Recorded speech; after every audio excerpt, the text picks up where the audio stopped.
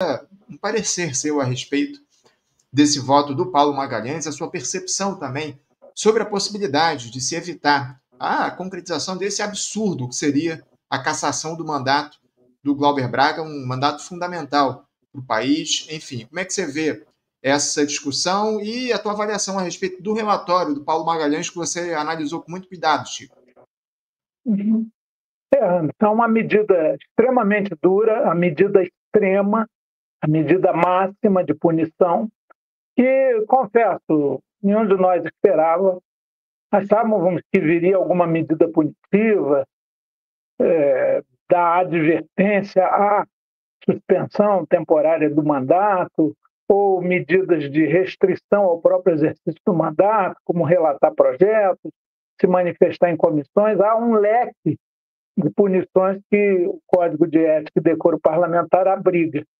Mas ele veio com essa medida mais extrema possível, cassar o mandato, equiparar Glauber Braga ao acusado de assassinar Marielle, Chiquinho Brazão, continua deputado e recebendo, com o gabinete funcionando, apesar de preso, e que teve o seu mandato cassado pelo Conselho de Ética. Nunca o Lira, e nem agora o Arthur Mota, submeteu ao plenário da Casa essa decisão do Conselho, e o Chiquinho e seus advogados recorreram à Comissão de Constituição e Justiça e perderam também.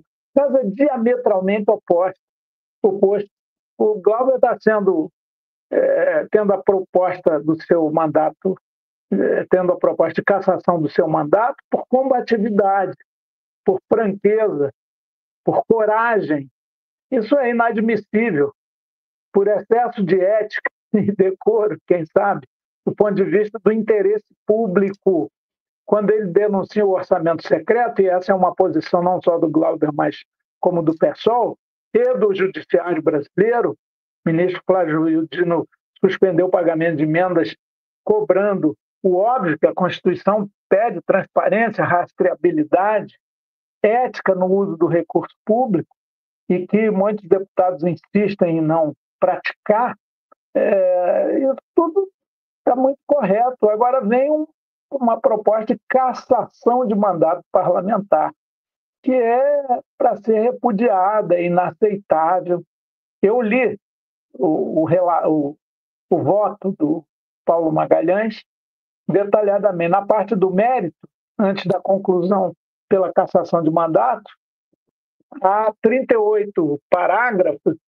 O caso específico central da denúncia do Partido Novo, que é a agressão a um cidadão, como se ele não fosse um provocador, useiro e vezeiro de fazer isso, um desqualificado, pseudo-jornalista, mas essa situação fulcral da denúncia, ela tem 12 parágrafos, é abordada em 12 parágrafos, dos 58.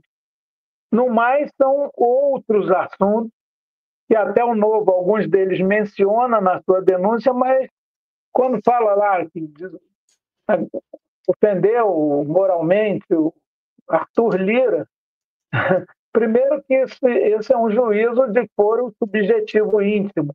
E se você se sentiu agredido na sua honra, você se movimente diretamente e não por interpostas pessoas, não terceirize a sua propalada indignação com alguma suposta ofensa.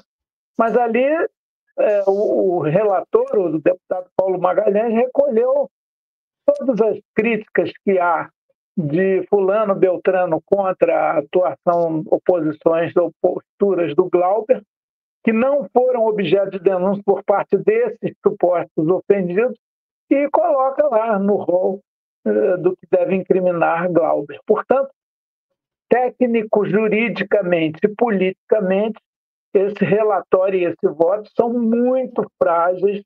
Eu pretendo desmontar ponto a ponto quando essa matéria vier para o exame. Eu pedi vistas, a critério do presidente do Conselho, você pode, a partir de 2 dias úteis, colocar na pauta do Conselho de Ética, mas isso é critério do presidente. Eu entendi que ele devia não convocar de imediato o Conselho, até porque há conversas. Eu vi de gente da direita achando que essa punição para o Glauber de cassação de mandato é exagerada, é absurda. E isso não é só do nosso campo, não. Então vamos conversar mais, amadurecer. Mas não, ele convocou para amanhã. Nós não vamos dar o quórum para isso, para esse jogo de cartas marcadas. Se eles conseguirem o quórum, a gente vai lá e discute, debate. Mas tem uma postura, tem uma situação nebulosa. Quase ninguém de todos os campos políticos considera que o caso é para cassação do mandato do Glauber. Por outro lado, como o Arthur Lira ainda tem muito prestígio e poder dentro da Câmara, muita gente entende que isso é desejo dele, a disputa até de ordem pessoal que ele trava contra o Glauber, claro, incomodado com as denúncias sobre orçamento secreto e essas verbas todas, tem uma confusão lá em Alagoas mesmo, ele desejaria muito essa cassação, mas aí as pessoas ficam um pouco temerosas, os deputados mesmo, de confrontá-lo, embora ele não se manifeste sobre o assunto. Então, vamos ver, é uma disputa, claro. Na sociedade, eu afirmaria, sem medo de errar, que 90%, no mínimo, repudia a cassação do mandato do Glauber Braga. O movimento Glauber é muito forte no Brasil inteiro e tem que crescer. E a gente tem que avançar nisso e vamos avançar, vamos evitar essa atrocidade que seria tirar o Glauber da vida pública pelos seus méritos. Isso é inaceitável, desgasta muito a imagem da Câmara. A gente está buscando, enquanto bancada do PSOL, uma conversa com o Hugo Mota para alertá-lo sobre esse risco. E, no mais, é o combate, é a luta. E a luta também pelo mandato do Glauber é a mesma luta contra o orçamento secreto, contra o desvio de verbas públicas, contra tudo aquilo que apodrece a vida política e institucional do Brasil. Sem dúvida alguma. Esse movimento Glauber Fica, o Chico, está inclusive aqui no Faixa Livre. Há muitas mensagens chegando aqui em solidariedade ao Glauber. A Heloísa Leal dizendo aqui Madureira, Rio de Janeiro, eleitores do Glauber. O Francisco Brown, Glauber Fica, bem como a Luciana Martins Carneiro. O Paulo César Nunes também exalta aqui essa solidariedade ao Glauber e elogia aqui a tua participação. Sempre muito sensatas as posições do deputado Chico Alencar, bem como a Luísa de Carvalho. Grande Chico. Chico, então só para a gente entender aqui essa estratégia que vai ser adotada pelos deputados, pela bancada do PSOL, a ideia é tentar fazer com que a sessão de amanhã convocada pelo presidente do Conselho de Ética não tenha quórum para que não haja discussão desse tema relacionado a uma eventual cassação do Glauber, é isso?